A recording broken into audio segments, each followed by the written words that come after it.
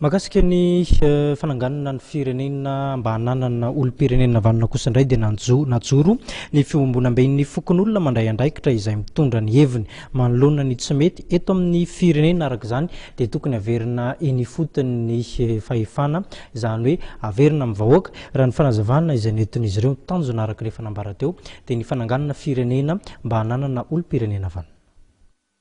Eo anaty any ady la politika izay mamotika ny firenena dia najoro ny fiombonan'ny fokon'olona mandray andraikitra, manolotra ny soro-dalam-panavotana sy ny fanorenana izay mitaky fepetra toy ny fampiatoana ireo antoko sy vondrona politika rehetra. Eo ihany koa ny famerenana ny asin'ny maha-malagasy tsy ankanavaka hiaraka norina firenena vanona. Raha mahita tsy avena amin'ny rehetra fa nirafitra ny olana eto amin'ny firenentsika ary izay natonga anay olo-pirenena anivon'ny fimbonan'ny fokon'olona mandray andraikitra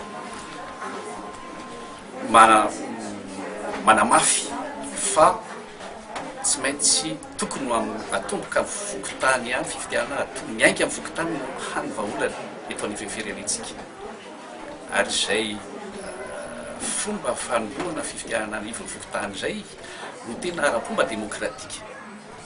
Satria nahoana? Satria ny hevitra miainga avy aty fotony no entina miakatra mitanteraha ny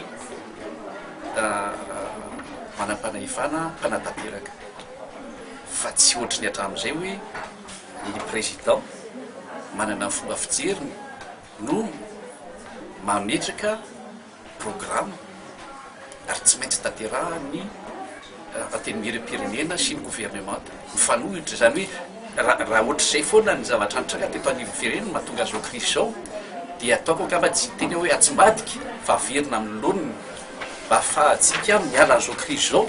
Resy lahatra araka izany ny fiombonan'ny fokon'olona mandray andraikitra fa ny fifidianana miainga avy amin'ny fokotany no isan'ny manampy sy mamaha olana ho an'ny firenena. Izy moa ny fanangonan-tsonia an'ireo vahoaka izay resy lahatra fa ireo fepetra izay apetraky ny fiombonana no isan'ny anampy amin'ny famahana ny olana eto an-toerana.